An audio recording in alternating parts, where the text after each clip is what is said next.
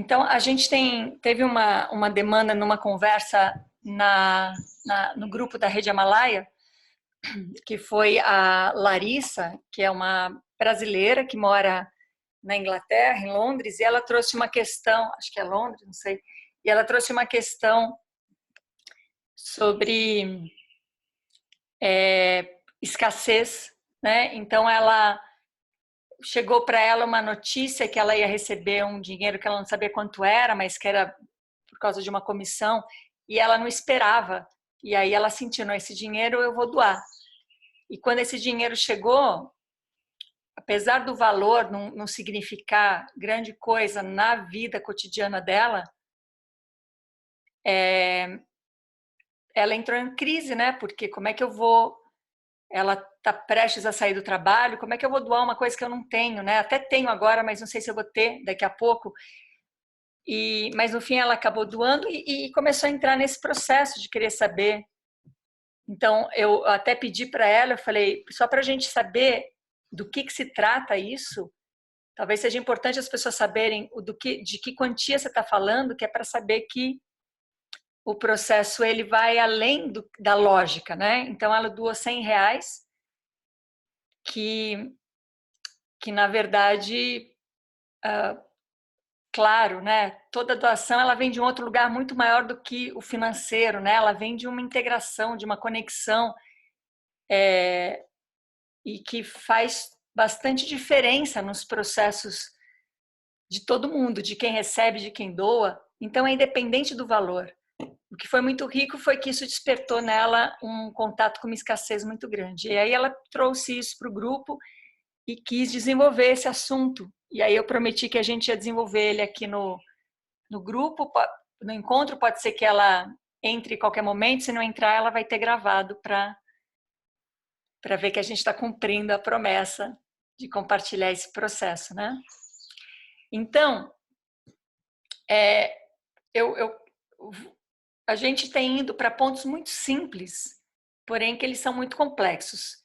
É muito simples afirmar que todas as nossas questões, neste momento, nessa perspectiva, nessa narrativa, isso não é uma verdade absoluta, todas as nossas questões ela vem de uma raiz da sensação de ilegitimidade que a gente tem culturalmente, que a gente precisa crescer e se tornar alguém.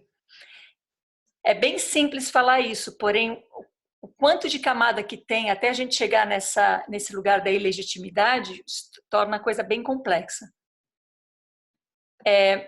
Por conta dessa ilegitimidade, a gente tem uma outra grande raiz, que seria uma camada, uma ponte para a ilegitimidade, que é o controle. Então, todos nós, por nascermos numa sociedade, numa cultura ilegítima e nos sentirmos ilegítimo, por isso que a gente busca nos legitimar, a gente também se esbarra na necessidade de controlar. Então, o controle seria um meio de buscar legitimidade. E aí a outra raiz bem grande que a gente tem. Então, a gente está falando de uma curva, vamos chamar essa curva de convexo. Aí essa curva, ela nos leva a... Ela é sustentada por padrões, por crenças, ela é sustentada por hábitos, que nos leva a cada vez mais caminhar nessa curva, porém essa curva ela tem duas possibilidades. Ou se ela continua, ela vai e vira um círculo. E aí a gente começa a ter o que a gente pode chamar de eterno retorno, que a gente pode chamar de um processo contínuo em cima das mesmas questões, dos mesmos temas. Mas essa curva ela também pode descer até encontrar uma parede. E aí a gente dá com a cara no muro e encerra na força essa curva, né? Essa curva também pode se desenvolver numa espiral. Eu comecei falando de 2, mas conforme eu vai falando, vai vindo 1000 possibilidades. Conforme ela vai entrando numa espiral, ela vai ganhando outras camadas da mesma curva. Então, essa curva ela tem infinitas possibilidades, porque quando entra na espiral fica infinito.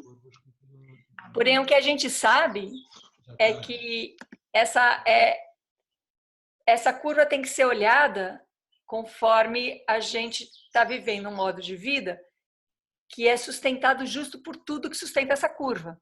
E hoje em dia, a gente tem uma insatisfação porque parece que a gente está bem distraído da vida e que a gente está colocando bastante energia em coisas que destroem a própria vida. É curioso pensar em termos como utopia, que o Eduardo Galeano coloca poeticamente, falecido Eduardo Galeano, uruguaio, ele coloca lindamente a visão de que utopia, porque o que é utopia? Utopia é o lugar que não existe, é o lugar que nunca vai existir. Então, para que serve a utopia? Para você caminhar, para você se colocar em movimento. Poético e muito lindo. Aí a gente fala, bom, mas a gente não precisa de uma utopia para caminhar. A gente precisa da vida pulsante em nós para caminhar. Então, o que seria a não utopia? O oposto de utopia seria a distopia. Distopia é um lugar que existe e ele é completamente dominado e controlado pela energia militar, seja comunista ou seja de extrema direita, ou seja essa ideia, o que é a ideia do militar? É a ideia da coisa organizada a extremo e estabelecida a extremo e que não pode ter variações, senão você perde o controle. Então, se utopia te faz caminhar, mas é um lugar que nunca existe, um militar te faz entrar em contato com um lugar que existe, mas é um lugar que a gente também não quer viver. Seja de extrema esquerda ou seja de extrema direita, essa ação militar que limita a vida, militar que limita, olha só como vai compondo, a gente também escolheu não viver, né? Aí a gente pode ir para entropia. Entropia é aquele caos, né? O caos que tudo pode transformar. O problema é que esse caos que tudo pode transformar, ele passa por destruição. Então, por exemplo, você tem um copo de vidro com água, esse copo cai no chão e ele quebra em cacos, aquilo é uma entropia.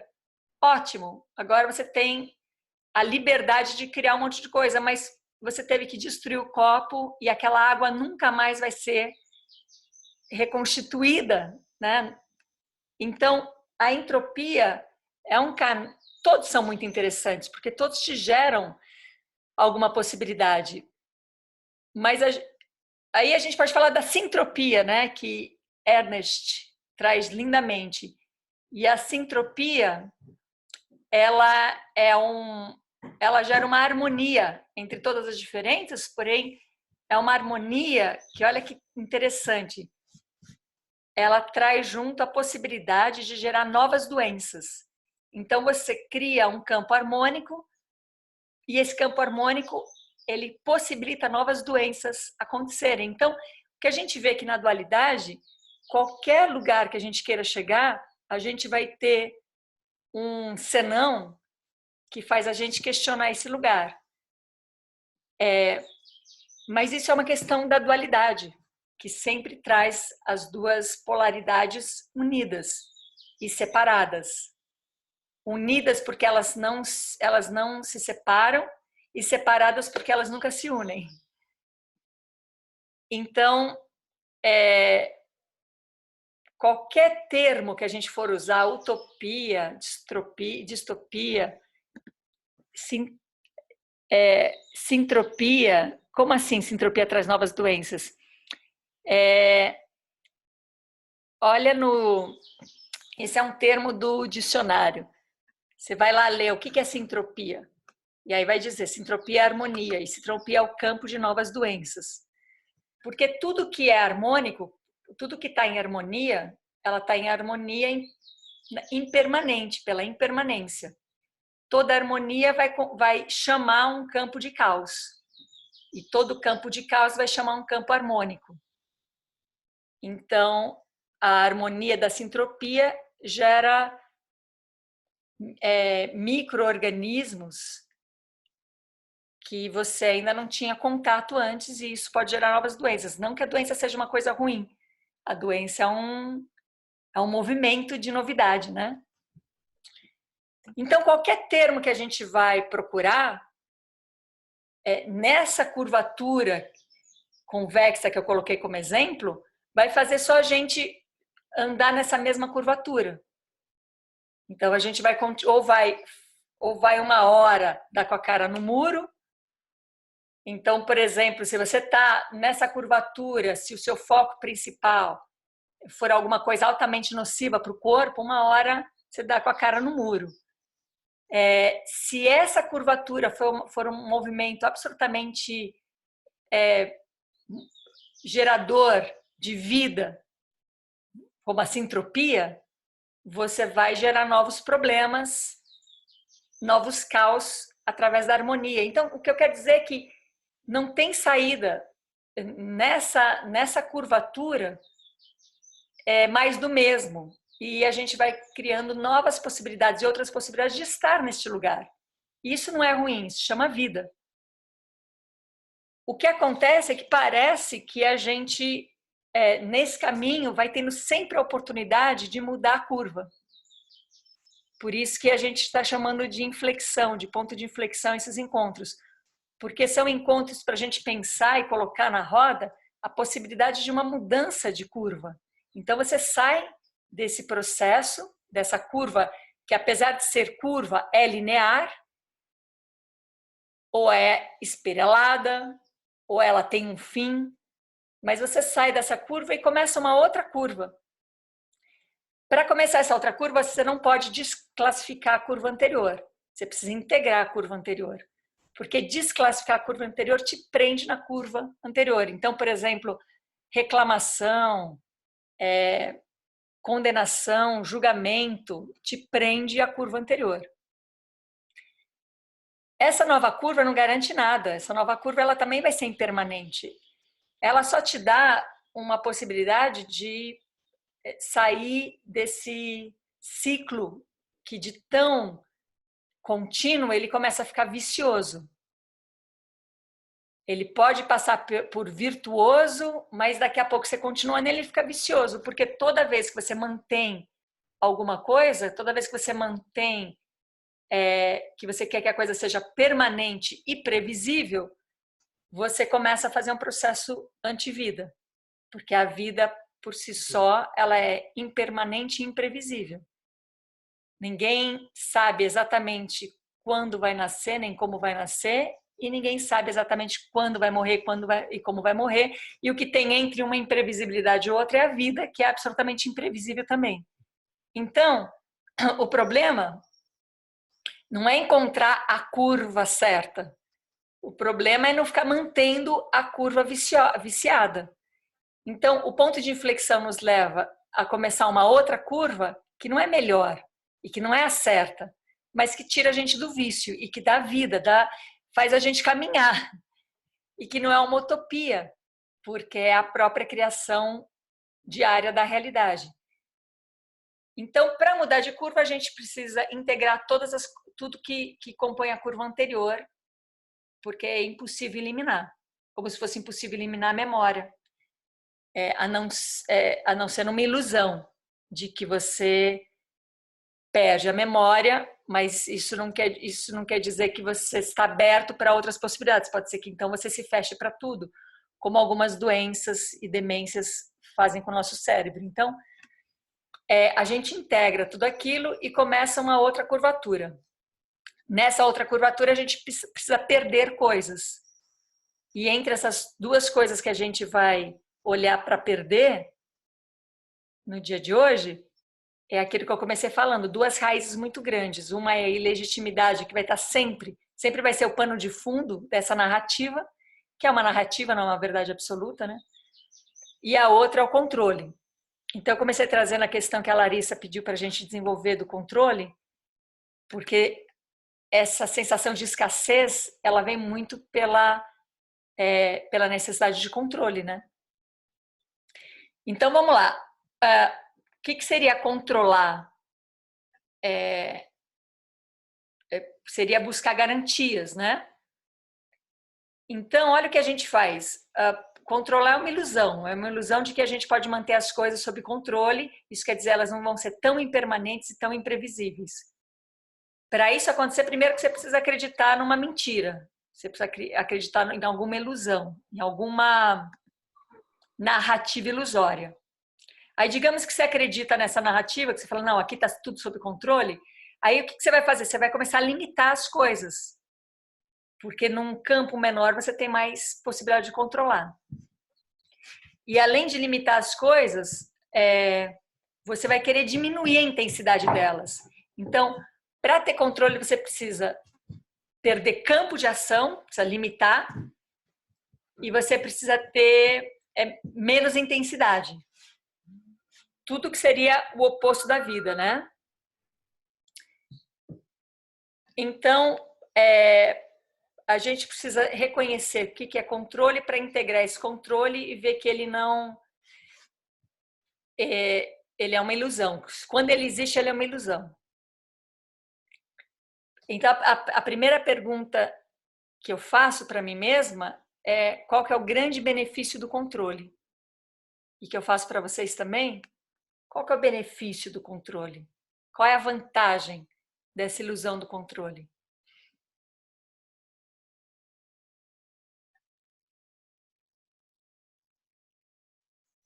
Que nada vai me surpreender. O Fábio disse aqui que nada vai nos surpreender.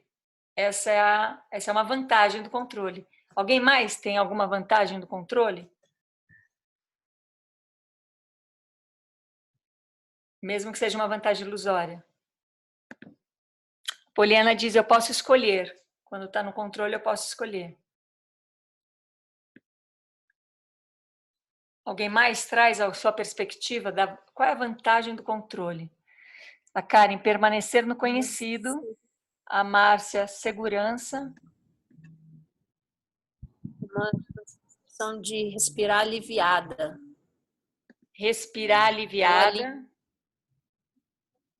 A Leandra. Quando fala de controle, para mim, parece que você estrutura uma coisa para sua vida e se você seguir esses passos, você vai conseguir realizar aquilo que você deseja. Então, o controle, para mim, tá essa coisa de realizar os seus desejos. Sim. Alguém mais quer contribuir com o que o controle, qual é a vantagem do controle? Propriedade, né? A propriedade.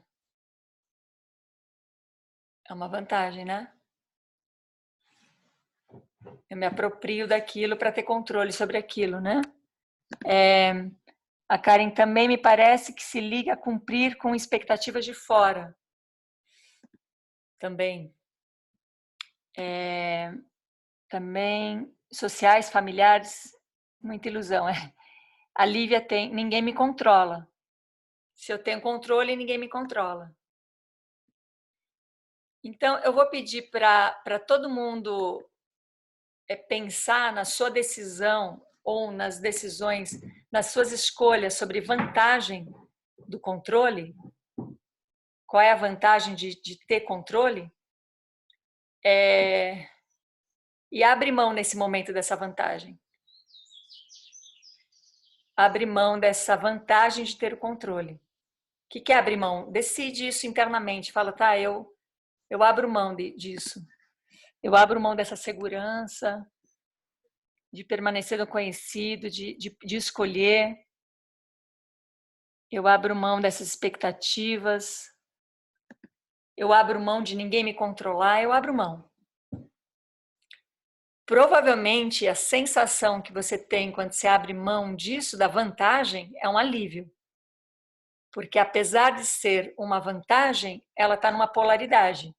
Então, ela traz dentro da vantagem a desvantagem. E é um cargo, é um peso. Então, por exemplo, quando você ganha uma promoção e você fica muito feliz, vem junto uma responsabilidade, né? O Max não consegue encontrar vantagem no controle. Max, não tem possibilidade da gente de não ter uma vantagem, porque se não tivesse uma vantagem, a gente ainda não seguraria na nossa vida. Então, é uma vantagem, às vezes, colateral, assim. o controle, como o Danilo falou, o controle te dá a possibilidade de poder se organizar para então realizar alguma coisa que você sabe que vai ser bom para você, né? O controle te dá a possibilidade de você evitar que praga venha na sua horta e você vai poder colher depois os frutos. Então, o controle em algum lugar ele tem uma vantagem, às vezes mais direta e às vezes mais indireta. Senão nós não seríamos uma sociedade de controle e que busca controle. A gente estuda para controlar. Tudo que a gente, de uma maneira geral, faz com conhecimento é controlar.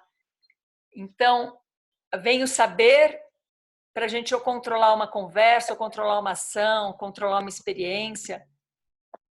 Então, a gente aprendeu na nossa escolaridade a associar conhecimento, aquisição de sabedoria para poder controlar. Tanto que a gente sempre ouviu assim, com conhecimento vem a responsabilidade, né? Então, a gente tem associado controle com conhecimento. E aí a gente faz uma conversa qualquer sobre novas perspectivas. Aí a gente, ao invés então de integrar a curva e começar outra curva com as novas perspectivas, a gente traz as novas perspectivas para a curva anterior, que é a de controle. Então, por exemplo, você pega e fala assim,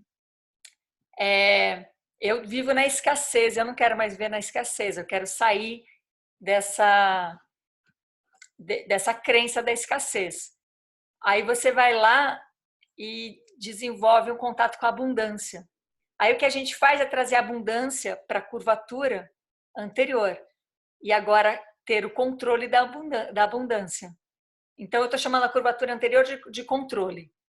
Então agora eu vou controlar a abundância e eu continuo no controle.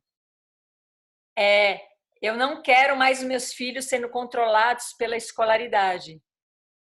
Então eu tiro meus filhos da escola para eu controlar ou para eu dar outro tipo de contorno no controle deles. Mas eu continuo voltando sempre para a curva anterior, porque a gente associou conhecer com controle. Então o que a gente faz? Assim que eu conheço, eu quero controlar o conhecimento. O que é controlar o conhecimento? Limitar ele e fazer ele pouco intenso para eu poder controlar. Então, peraí, enquanto eu estiver entendendo e compreendendo, eu controlo. Eu não quero que o conhecimento seja maior do que eu possa captar ou controlar. E nesse ponto de inflexão, essa mudança de curva faz com que a gente integre o controle, a gente abra a mão da vantagem dele e saia dessa ilusão de que controlar é uma possibilidade e a gente libera o conhecimento do controle. Isso quer dizer o quê? Para conhecer, eu preciso estar o tempo todo na ignorância. Preciso estar o tempo todo no processo onde o conhecimento vai sendo sempre criado, vai ser sempre desenvolvido. E não que eu feche ele e falo, não, isso eu já conheço, isso eu já domino, aí eu trago para o campo do controle e agora eu quero trazer os frutos e eu quero aproveitar esse conhecimento que me custou tanto conhecer e que agora eu preciso fazer ele render, né? Então, desassociar conhecimento de controle é fazer com que todo conhecimento seja um lugar de ignorância, seja um lugar assim que você entra num campo de abertura de conhecimento. Isso quer dizer o quê? Ele é infinito. Se a gente se propõe a conhecer o ser humano, a gente nunca vai chegar no conhecimento do ser humano porque é infinito, vão camadas e camadas e camadas. Quiçá você querer conhecer a Terra, ou o mundo, ou o universo, né? Então, a gente já tem um sistema funcionando cerebral, de lógicas e tudo mais. Se eu vou entrar na era do conhecimento, eu preciso abrir mão de tudo que eu já tenho. Porque tudo que eu já tenho é pouco para o que eu vou conhecer. E se eu quiser manter tudo que eu já tenho, eu preciso limitar então o conhecimento para ele caber só no que eu compreendo já, só no que eu já tenho. Então, a gente está por isso que quanto mais a gente sabe, pior é. Porque mais a gente fica comprometido com o controle. E mais a gente quer encurtar tudo que a gente tem acesso, que é para poder manter o controle, né? Então, quando nessa questão que a Larissa trouxe da escassez, a escassez trabalha diretamente com controle. Eu preciso controlar para não faltar. E a abundância, como polaridade da escassez, também trabalha com controle. Eu preciso me controlar para não ficar na escassez, para arriscar um outro processo, para nada me faltar. E eu tô com pano de fundo, nada pode me faltar. Então, o pano de fundo da escassez e da abundância é a mesma coisa. Romper isso é integrar, é saber que escassez e abundância é a mesma coisa, são só dois lados da mesma moeda.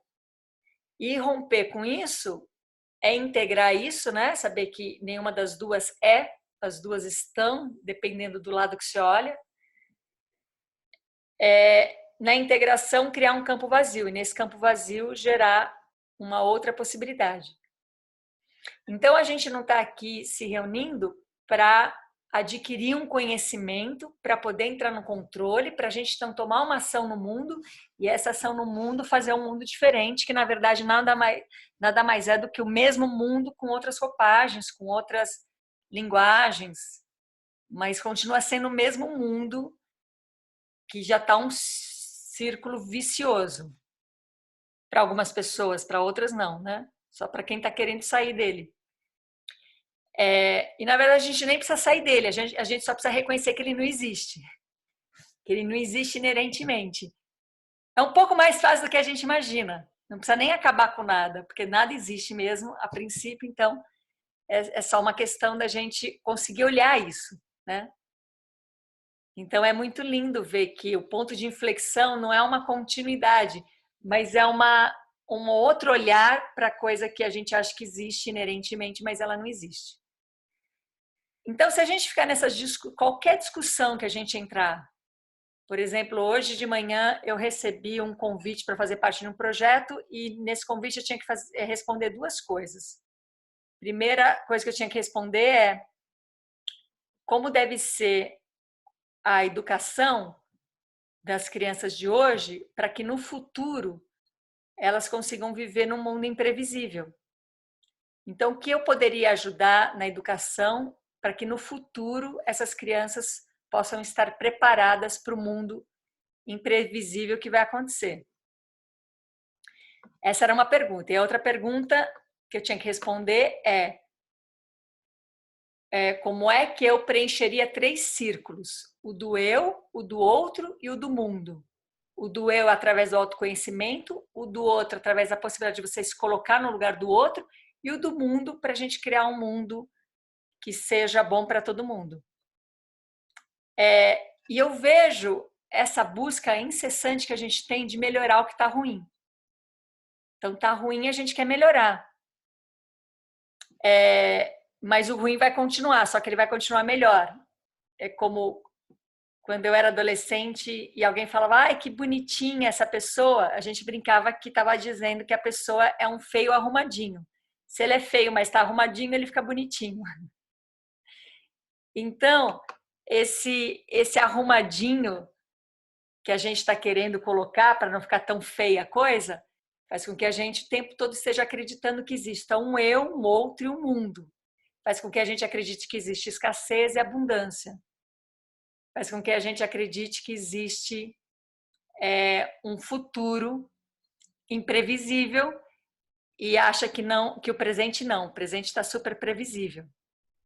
Só o futuro que é imprevisível, né? Então, vocês podem imaginar quais foram as minhas respostas. E, para minha surpresa, eles quiseram dar continuidade e que eu faça parte do projeto, mas vamos ver até quando a gente sustenta isso, né? Até quando a gente sustenta a confiança de que a gente não precisa controlar, porque o não controle não é descontrole. O não controle é entregar a experiência a uma organização que já está. Por exemplo, se eu não controlar o meu corpo, o meu coração vai continuar pulsando, o meu intestino vai continuar funcionando, as minhas sinapses vão continuar, porque essa é uma organização já dada, já feita, essa é a base com que eu trabalho. Então, eu não preciso controlar para isso acontecer. Então, eu não vou ficar descontrolada, porém, quando eu controlo, eu limito todo o meu organismo. Ele precisa trabalhar até onde a minha mente, a minha compreensão alcança, né? Então, quando a gente começa a dar conta que todas as nossas questões, quando a gente faz o reconhecimento de uma base, e que a base que a gente está atuando aqui juntos é a base da vacuidade, que é uma base que diz que nada existe inerentemente, que nada existe independente por si só. Quando a gente trabalha nessa base, todas as nossas questões são falsas. Questões de legitimidade, de controle, de escassez, de abundância, todas as questões são falsas para o campo da vacuidade. E não é que não vai existir nenhuma questão. O que não vai existir é nenhuma resposta. Porque todas as questões que a gente coloca nessa ilusão que a gente vive não são questões livres de resposta, são questões que são dadas para que exista uma resposta. São as questões que te fazem mover para encontrar uma resposta. E no campo da vacuidade, as questões existem, mas são todas as questões que não buscam respostas, porque toda resposta limita a questão. Toda resposta controla a questão. Toda resposta impede o desenvolvimento da questão, que é o que importa. Então,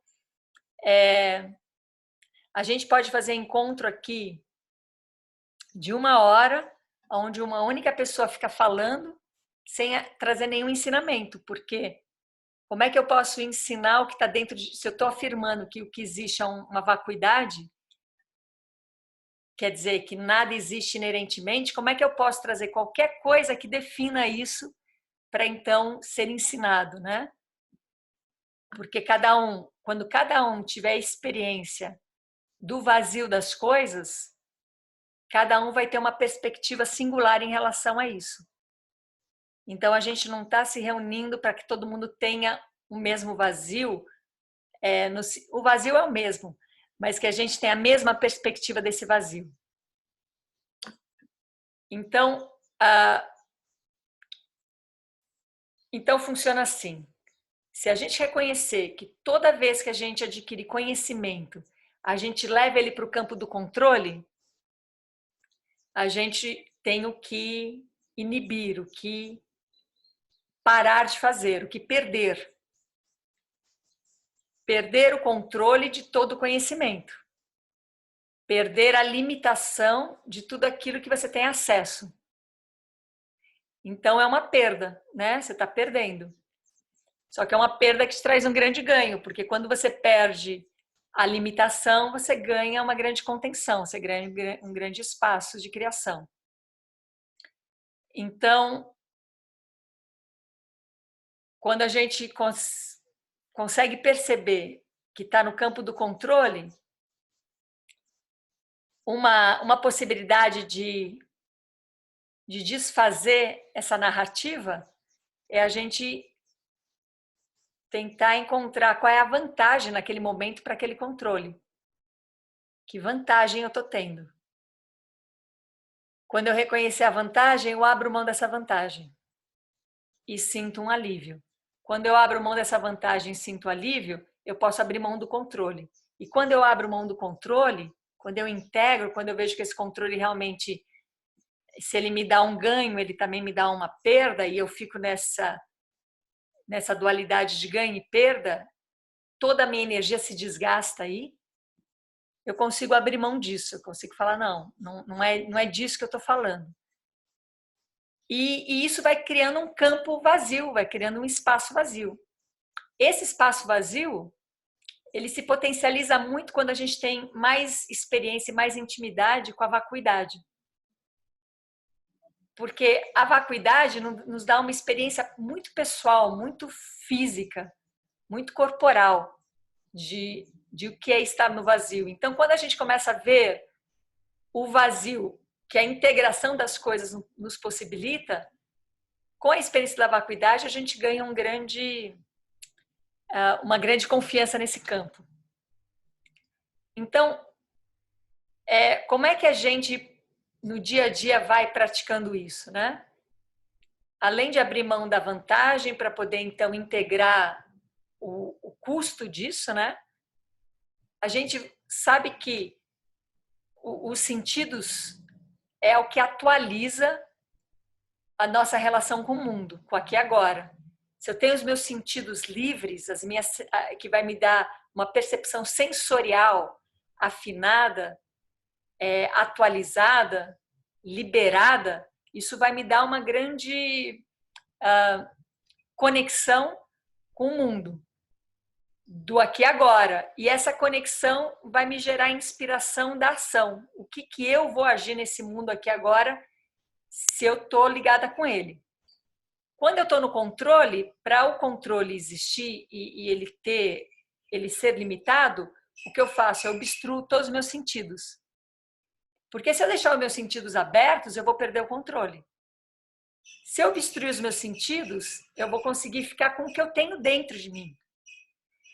E o que é isso? São as minhas certezas, são as minhas narrativas, são as minhas crenças, os meus padrões, os meus hábitos, os meus julgamentos, tudo que eu tenho como certo, como errado, tudo isso já está dentro de mim, já está marcado em mim.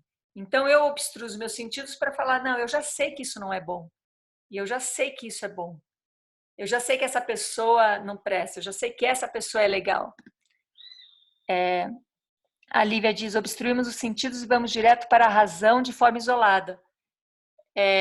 Sim, quando a gente obstrui os sentidos, a gente, na verdade, vai para a emoção que a gente vai chamar de ressentimento. Então, quando eu obstruo os meus sentidos, a primeira coisa que eu acesso é o ressentimento.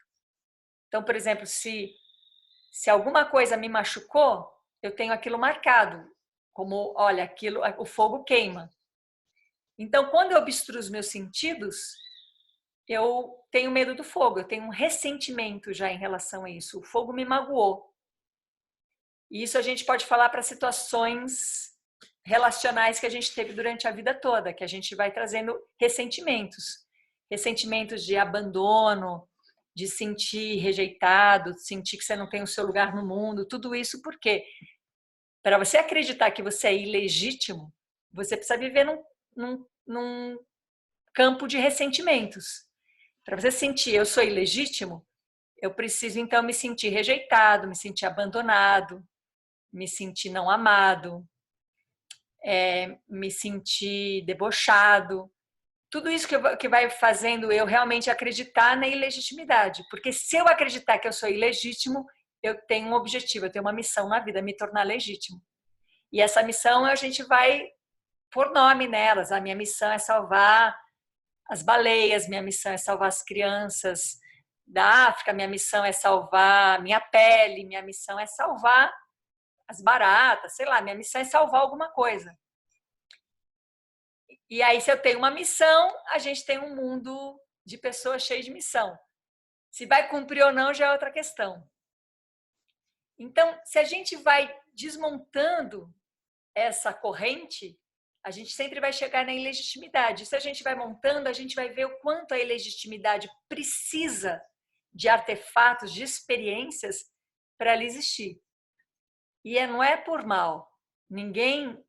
Nenhuma sociedade se sustenta ilegítima ou criando crianças ilegítimas por mal, porque ela acredita que com a ilegitimidade os seres humanos vão melhorar, vão atrás de melhores condições.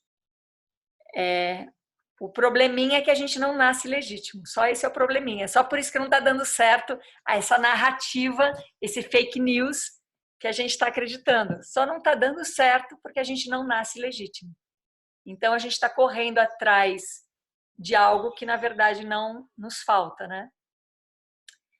E aí a gente teve que criar toda uma sociedade para sustentar isso, porque voltar agora e falar, opa, fake news, né? Imagina se todas as religiões tiverem que voltar atrás falando assim, olha, a gente foi só uma narrativa, porque naquele momento era necessário que a gente acreditasse nisso, mas é uma narrativa, é uma invenção, é fake news, é uma grande mentira tudo isso. Mas naquele momento serviu. Imagina se todas as religiões decidissem fazer isso, o caos que talvez tomaria conta do mundo. Da minha perspectiva, no momento onde ninguém mais vai para a fogueira, literalmente, eu posso dar a minha perspectiva pessoal, que é tudo grande mentira, que todas as religiões são baseadas em mentira. Porém, que foram necessárias para o momento, para poder segurar a onda. E a gente não precisa simplesmente negá-las, a gente pode integrá-las, dizer, claro, foi necessário isso, agora isso está dentro de mim. Por exemplo, eu não preciso negar e matar meu pai e minha mãe para eu me tornar adulta, eu preciso integrar. Esse pai e essa mãe está dentro de mim, eu não preciso mais dessa figura externa me dizendo o que fazer e o que não fazer. E não preciso matá-los, eles estão aí vivinho da Silva. Natal nos espera, reunião em família, sempre é muito emocionante. Muitas possibilidades de fazer trabalhos, de integrar. Então, meus queridos, quando a gente fala de vacuidade, e por isso que amanhã, se der tudo certo, a Cuca vai estar com a gente e continuar nossas práticas, porque é uma prática muito direta, é uma prática muito simples, apesar da sua complexidade, mas que nos dá uma possibilidade de, quando a gente esvaziar todo esse campo de ilegitimidade, de controle, que nos leva a questões falsas, e a gente integrar isso e criar um campo vazio, a gente ter experiência pessoal no seu próprio organismo, no seu próprio corpo, da sensação do vazio. Quanto vazio é um campo de infinitas possibilidades. E não o vazio sendo um lugar de nada, um lugar de negação, nihilista, né? Dito isso, como é que chega aí em vocês? Porque eu comecei com uma questão bem concreta. E aí comecei a revelar que essa questão é uma falsa questão e que toda solução para essa questão só aumenta a narrativa e só alimenta uma questão falsa. Porém, existe um caminho de sair dessa questão falsa, que é o caminho da gente integrar, da gente ver que essa questão ela não existe por si só. Ela existe porque a gente acredita no oposto também. A escassez só existe porque a gente acredita na abundância. A gente tem que abrir mão, então, da grande vantagem da escassez, que é a abundância. Abre mão da abundância. Abre mão de ser abundante. Aí a escassez não tem mais campo para existir. E quando você abre mão da abundância e da escassez, abre um campo vazio. Eu vou compartilhar. Fez um ano, segunda-feira, que o Oswaldo morreu. E o Oswaldo era o rei da abundância, né? E um pouco antes dele morrer, a gente teve uma conversa sobre isso. Eu falei, Oswaldo, quanto mais você sustentar a abundância, mais você vai sustentar a escassez. Ele falou, mas Ana, você sabe que a abundância também é uma grande mentira, mas a gente precisa primeiro chamar o povo para o lado da abundância para poder dizer que é uma grande mentira. Então, ele estava prestes a revelar, se não é que já não revelou entre os amigos, que ele criou o projeto da abundância para dizer que ele não existe, né? A Ellen diz, Buda disse que criou ensinamentos de sonho para seres de sonhos. Lindo, né? Então, abre mão. Quer sair da abundância? Quer sair da escassez? Abre mão da abundância. Abre mão. Aí a escassez não tem como persistir. Ai, que alívio. Escassez foi embora, a abundância também foi embora. O que aparece? Um campo vazio. Um campo de infinitas possibilidades. O que qual é a sua tendência nesse campo? A nossa tendência nesse campo vai ser o controle. Ai, abre um campo, deixa eu controlar.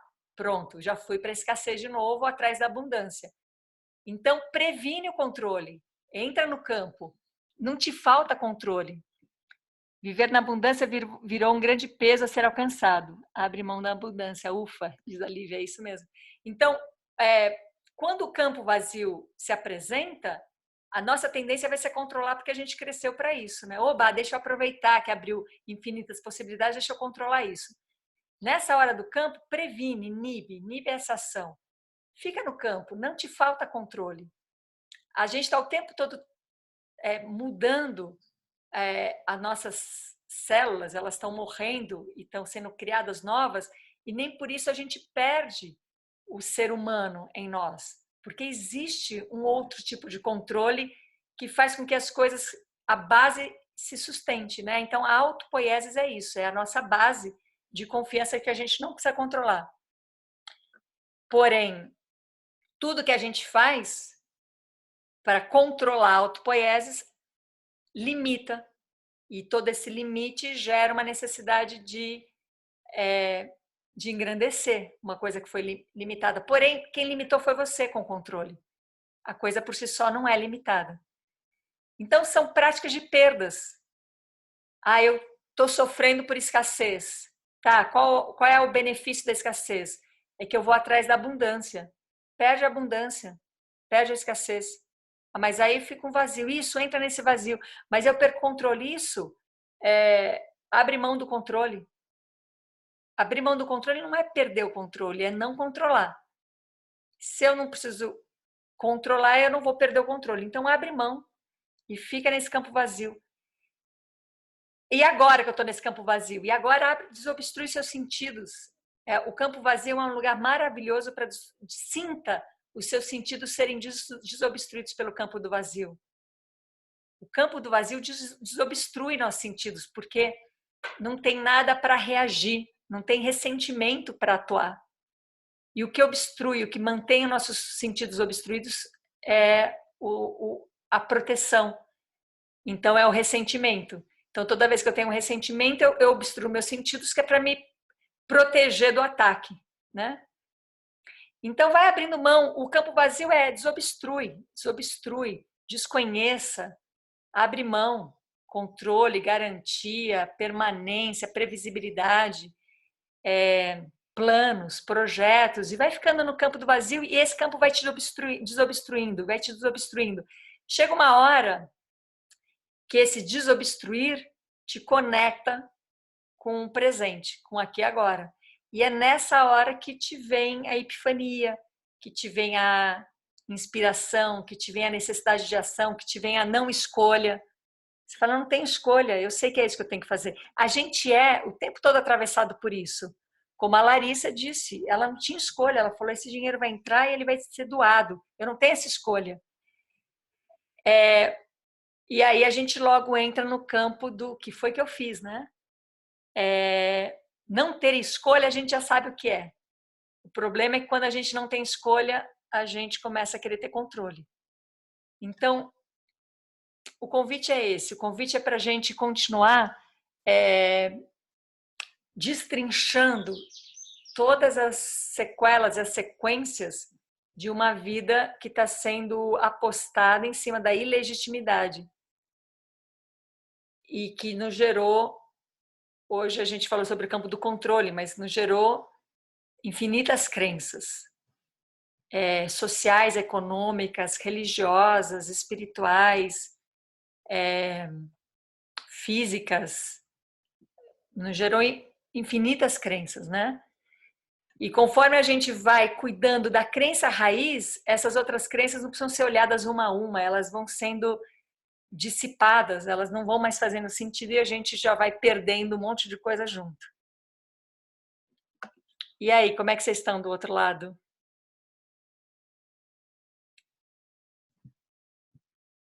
Vou fechar meu microfone aqui para alguém abrir.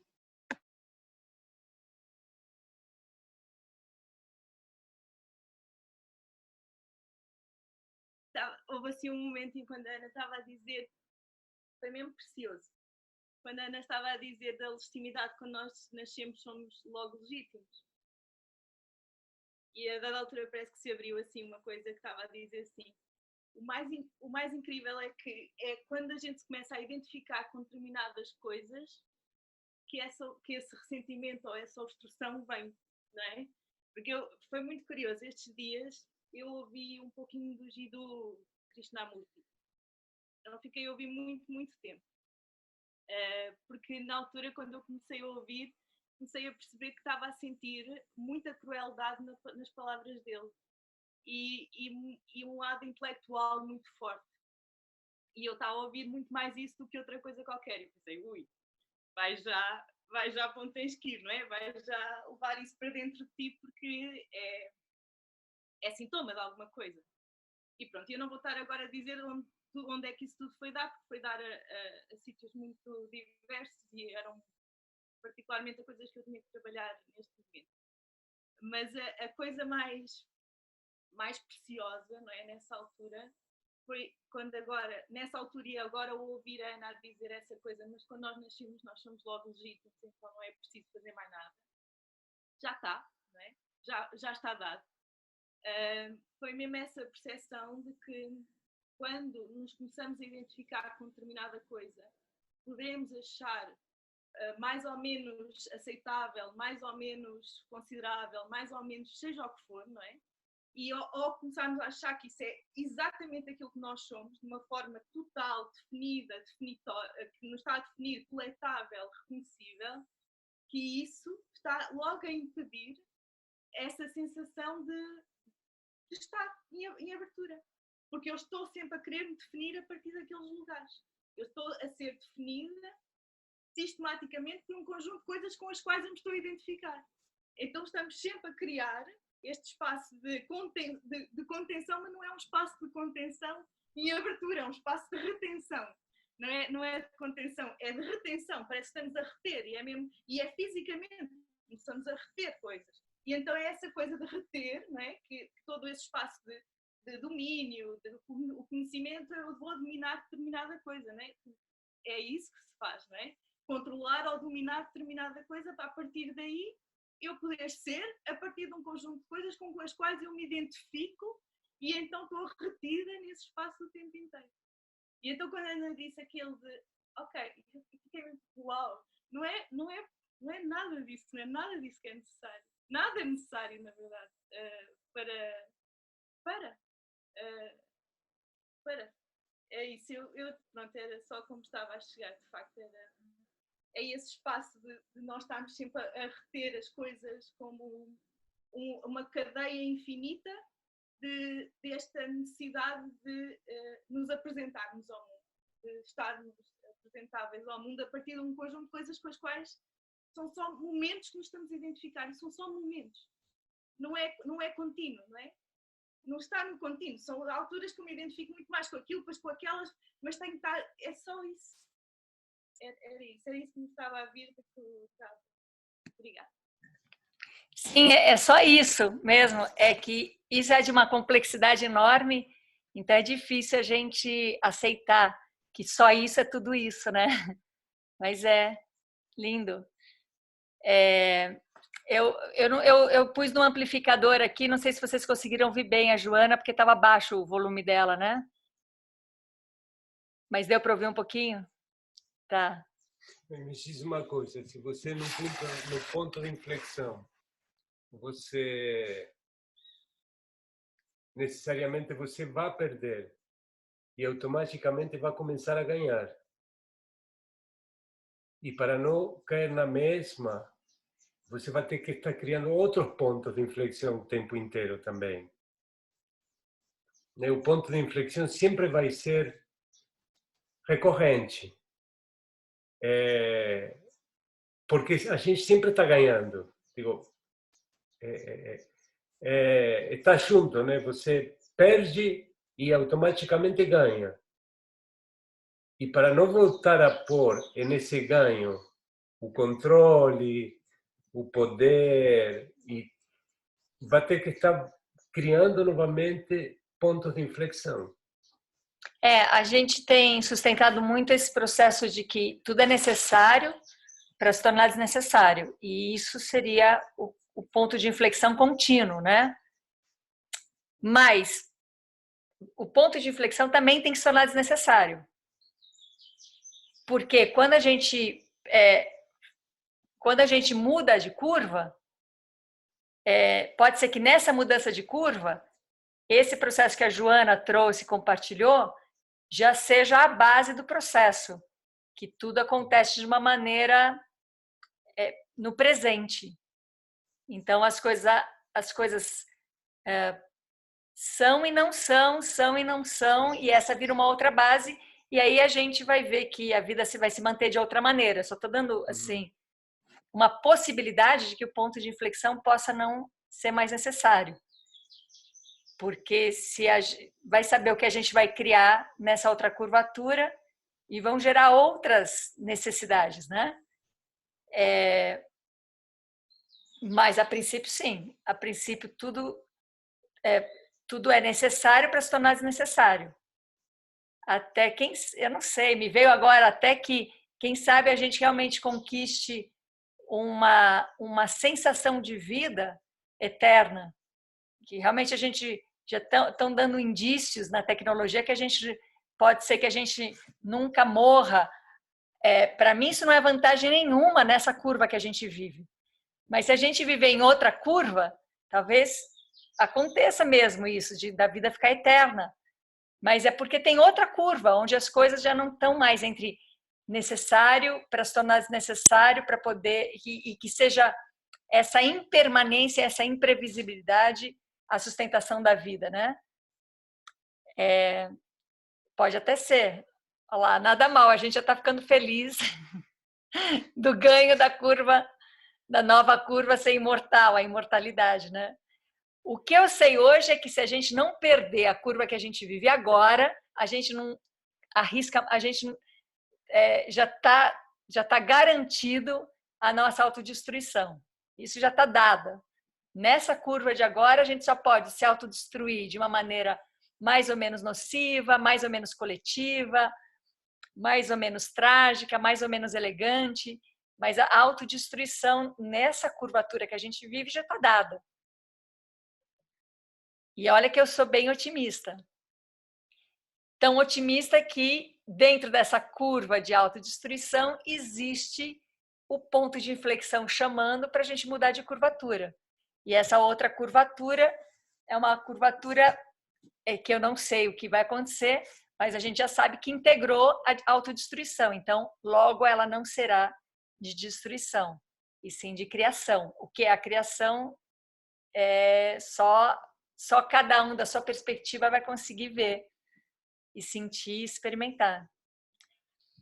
Então tá, vamos seguindo. Convido todo mundo amanhã às 7, ao vivo ou qualquer outro momento, no YouTube, ali acompanhar a Cuca nos levando a uma vacuidade, porque parece que eu fico fazendo propaganda e justificando, dizendo que a gente não precisa ser budista, mas que realmente é uma meditação que tem movido muita coisa para mim, então não vou negar. E na quinta-feira, quem sabe a gente faz um encontro, um exercício coletivo da criação do encontro presencial de abril, para a gente ter uma experiência juntos de como é criar no vazio, como é que é criar nas infinitas possibilidades, tá? Então tá bom, nos vemos muito em breve. O Max, ainda não recebi seu convite. Eu não consegui, Max, antes, mas agora eu vou pôr, tá bom? O convite para você entrar no grupo. O convite não, já vou te colocar no grupo. Então tá. Beijinho para as Joana, Ana Sara, minhas amigas lá de Portugal. Saudade de vocês, queridas. Então, beijo para todo mundo e a gente se vê amanhã, qualquer outro momento.